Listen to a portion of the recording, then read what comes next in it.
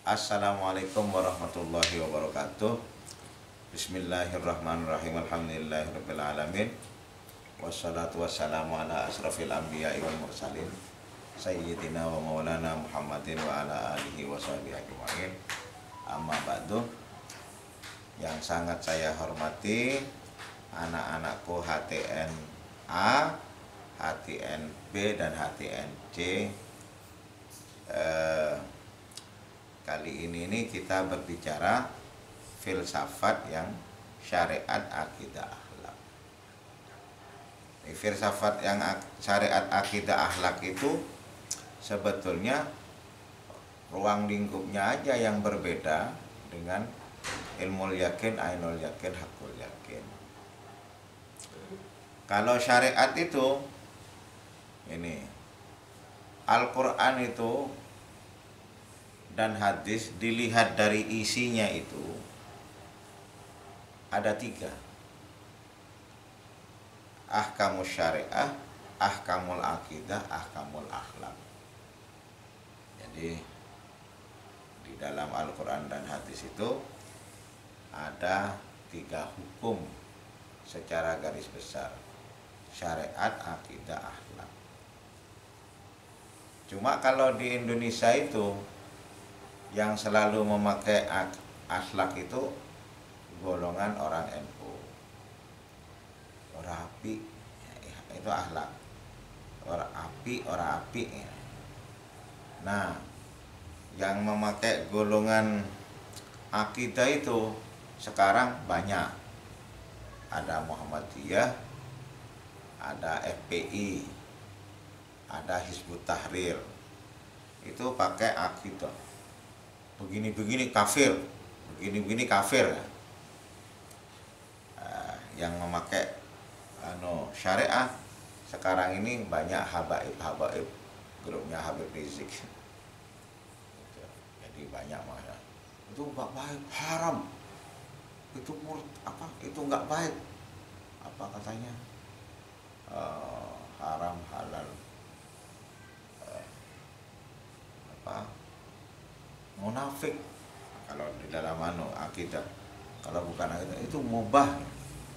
Jadi sebetulnya pakai itu nggak boleh, itu wajib, jadi itu pakai syariat. Karena itulah syariat itu juga kepercayaan. Akidah itu keyakinan, akhlak itu adalah rasa, keyakinan, sudah rasa, keimanan.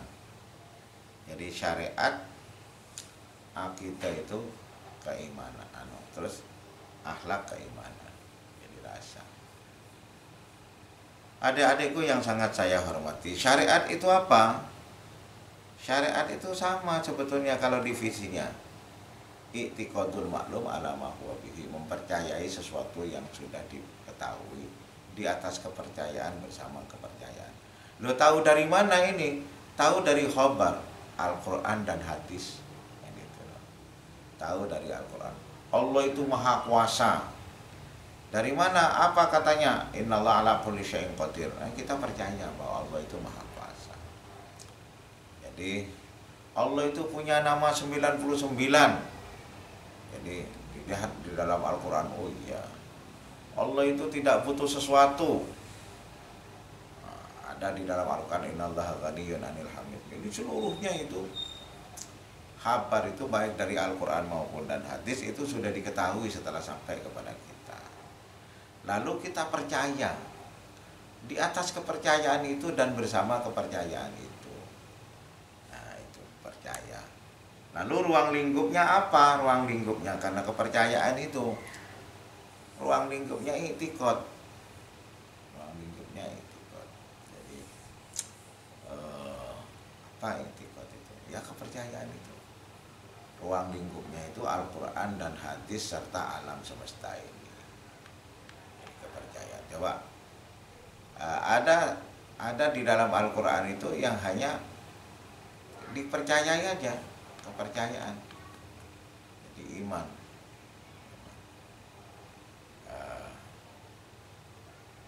contohnya kepercayaan itu gini. Ada di dalam Al-Quran itu, kabar Al-Quran itu mengatakan bahwasanya ada neraka, ada surga. Lah itu tidak usah dipelajari, kita percaya saja. Nah, dari mana? Dari kabar itu. Jadi ruang lingkupnya kepercayaan berdasarkan dalil-dalil, berdasarkan hujah dalil-dalil. Nah, jadi apa yang datangnya dari Al-Quran dan hadis itu percaya. Ada lagi sesuatu yang di masyarakat itu kayak menjadi aib, seperti hadis yang berbicara tentang apa saja tapi dhaif. Salah satu perawinya itu tidak thiqah, bukan hadisnya maudhu, bukan. Itu beda hadis dhaif dengan hadis maudhu. Kalau hadis maudhu ditolak sama sekali. Kalau hadis dhaif belum tentu. Kadang-kadang sama-sama dhaif dua, maka dua itu hadis itu menjadi hasan li ghairihi. Jadi hadis dhaif itu untuk ibadah itu tidak ditolak, karena orangnya saja kurang thiqah gitu. Kemudian ini akidah. Jadi Al-Quran dan hadis itu melahirkan akidah. Akidah itu apa? Akidah itu keyakinan. Jadi kepercayaan itu kebenaran emosional, terus akidah itu kepercayaan absolut. Jadi Tuhan itu satu, Maha Esa, itu kebenaran absolut. Jadi kebenaran absolut itu tidak membutuhkan siapa yang membawa, mesti dipercaya. 1 + 1 sama dengan 2. Tidak ada siapa saja yang membawa, itu sudah terpercaya. Kalau ada orang yang tidak percaya bahwa Tuhan itu adalah satu dan Tuhan itu ada, itu sudah keterlaluan. Kebenaran absolut kok digitukan. Jadi kebenaran absolut itu siapa yang membawa nanti. Coba apa adanya bukti, apa adanya Tuhan itu ada di makhluk ini, ciptaan Tuhan ini. Ciptaan Tuhan itu ada, maka di balik ciptaan Tuhan itu ada makhluk, ada khalik itu. Banyaklah. Tidak ada hujahnya orang mau menolak kebenaran absolut ini. Nah, akidah itu, kalau itu hukumnya ada berapa? Ada 5 itu. Halal, haram, wajib, sunnah, mubah. Jadi 5. Jadi yang bicara halal, haram, wajib dan sunnah serta mubah itu ada di dalam syariat ruang lingkupnya. Terus akidah. Akidah juga ada 5. Apa saja? Kafir, mukmin, musyrik, muslim, munafik. Jadi ada 5. Jadi orang tidak percaya kepada Tuhan kafir, kan gitu.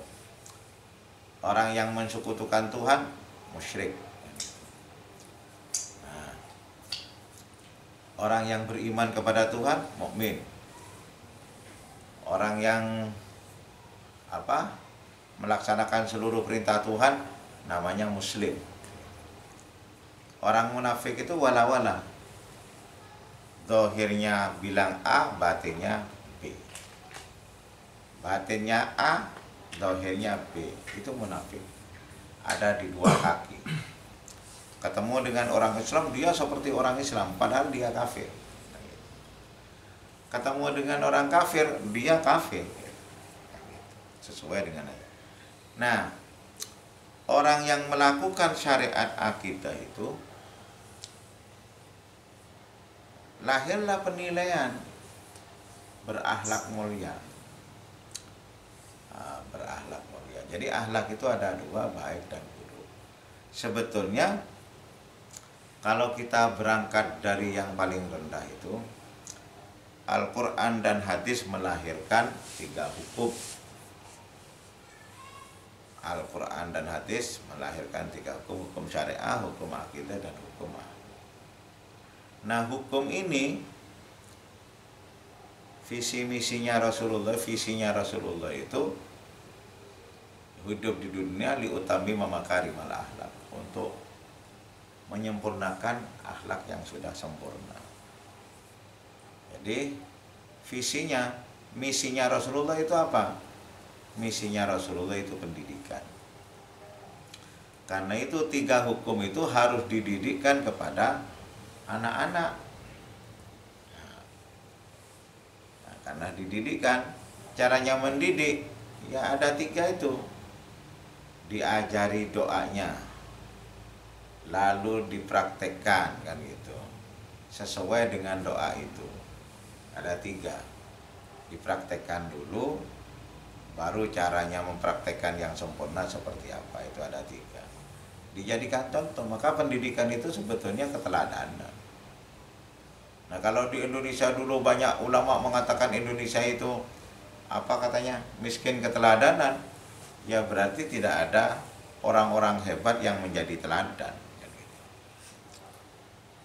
Lalu karena diajarkan terus-menerus, hukum itu melahirkan apa? Melahirkan adat. Al-adatu muhakkamah. Kalau di dalam definisi hukum itu apa? Hukum itu adalah ketetapan-ketetapan yang keluar dari Al-Quran dan hadis, kan gitu. Ketetapan-ketetapan Tuhan yang keluar dari Al-Quran dan hadis. Lalu karena hukum itu dikerjakan terus-menerus, melahirkan adat. Adat itu apa? Al-adatu muhakkamah. Kebiasaan itu menjadi established, kuat. Makanya kalau kita melanggar adat saja di desa di mana kita berada, mesti menjadi orang kurang ajar, sudah nggak sopan, sudah kriminal bahkan. Adat itu dikembangkan. Karena adat itu dikembangkan, melahirkan akhlak. Nah, ini misi Rasulullah. Akhlak itu apa? Halun nafsi al-majdubatu lil amali bila tadabburin wala tafakkurin. Keadaan jiwa manusia yang condong untuk melakukan sesuatu tanpa dipikir dan tanpa direkayasa. Kenapa tanpa dipikir? Karena dikerjakan sejak kecil. Tanpa direkayasa. Loh, kalau direkayasa kan munafik. Yang itu. Enggak langsung. Halun nafsi al-majdubatu lil amali bila tadabburin wala tafakkurin. Jadi spontanitas sesuai dengan yang sudah sering dikerjakan.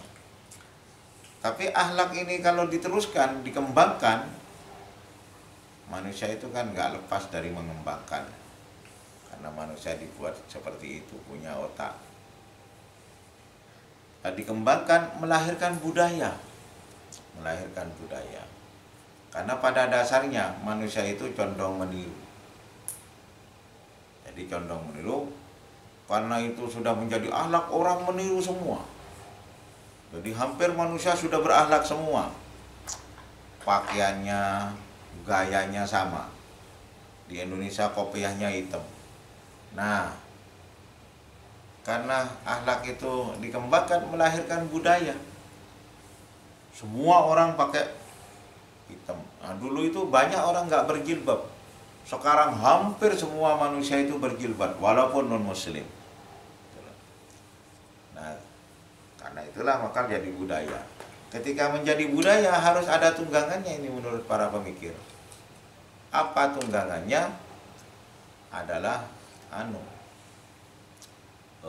pabrik masonik, masna. Kopiah ada pabriknya, sarung ada pabriknya, baju ada pabriknya, pulpen ini ada pabriknya. Nah, lalu karena pabriknya tambah banyak, membludak, lalu membuat perwakilan-perwakilan di luar negeri. Kalau dulu menjajah, seperti Sepur itu kereta api kan menjajah di sini. Lalu ada kereta api macam-macam itu, karena jajahan orang yang sudah mutaakhir. Enggak, kalau sekarang itu membuka perwakilan. Lalu mendapat tanggapan dari dunia. Seluruh orang memakai pakaian ala Indonesia.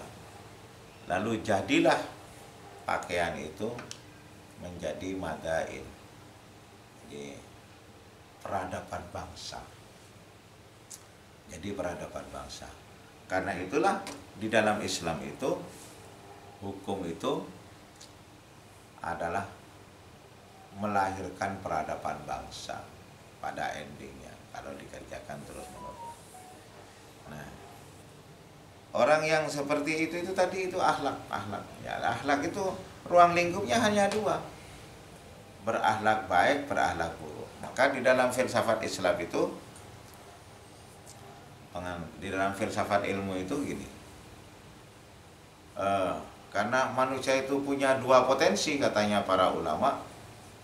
Wa nafsi wa ma sawwaha fa alhamaha fujuraha wa taqwaha qad aflaha man zakkaha wa qad khaba man dassaha. Karena dua potensi patuh dan potensi melanggar. Nah, yang patuh itu dididik oleh hukum dan dicontohi. Nah, sekarang yang melanggar. Yang melanggar terus-menerus, melanggar hukum Tuhan terus-menerus, melahirkan al-adatu al-madmumah. Jadi adat yang jelek. Adat yang jelek itu banyak pesertanya biasanya, karena orang condong meniru itu. Melahirkan al-akhlaqu al-madmumah, akhlak yang jelek. Lalu akhlak yang jelek itu tambah dikembangkan, melahirkan al-hadara al-madmumah, budaya yang jelek. Jadi baju yang pupunya kelihatan semua itu cewek, atau kaos yang SU kuadratnya kelihatan separuh dan keleknya kelihatan, itu mahal itu. Dijual kemana-mana, melahirkan peradaban bangsa yang jelek. Melahirkan peradaban bangsa yang jelek. Nah, peradaban dunia itu ditentukan oleh kalian, HTNABC. Ini peradaban dunia ke depan ini. Karena itulah makanya filsafat ilmu melahirkan ilmu-ilmu itu tadi, menguasai dunia walaupun hanya berangkat dari hukum. Ini filsafat ilmu juga tapi dari hukum, ya, syariat, akidah, dan akhlak. Syariat, akidah, akhlak. Jadi di dunia ini Indonesia itu yang nggak tukaran, karena ahli sunnah wal jamaah yang dikembangkan Indonesia itu yang caranya juga memakai, caranya menegur orang, caranya ngomong-ngomong dengan orang, tidak mengkafir-kafirkan orang, caranya berdakwah tidak mengkafir-kafirkan orang, tidak memakai akidah, memakai akhlak. Akhlak itu hanya ada dua, baik dan buruk. Itu aja yang dapat saya sampaikan. Kurang lebihnya saya mohon maaf. Rangkum itu semua 3 pelajaran ini langsung, 3 pelajaran langsung, ya. Jadi umpama karena ini 3 pelajaran langsung, tinggal mengisi besok itu setelah pelajaran syariat itu diisikan di syariat, akidah itu diisikan di akidah, rangkumannya akhlak itu diisikan di akhlak di pertemuan yang keberapa itu. Karena itulah rangkum masing-masing syariat, akidah, dan akhlak, ya. Itu aja, wallahul muwaffiq ila aqwamit thariq. Wassalamualaikum warahmatullahi wabarakatuh.